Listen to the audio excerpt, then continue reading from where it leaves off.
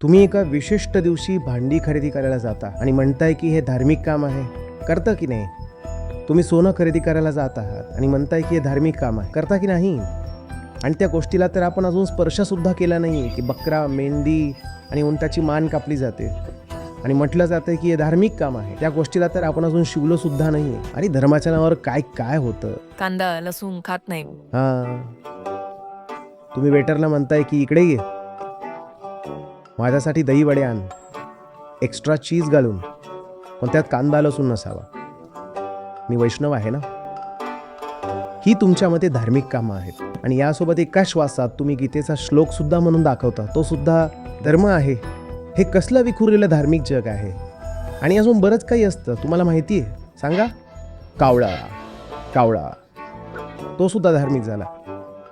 आणि इथे कठोपनिषदात आपले रेड्यावरचे यमाचारी आहेत, त्याला सुद्धा आपण म्हणतो की हा धार्मिक प्रसंग आहे. मग धर्म आहे काय? कावळा की रेडा? आपण हे घेऊन जगतोय की हो कावळा सुद्धा रेडा सुद्धा सगळं ठीकच तर आहे. एक अत्यंत पुसटशी गोष्ट, अत्यंत संदिग्ध, ज्याला आपण काय नाव दिलंय? धर्म.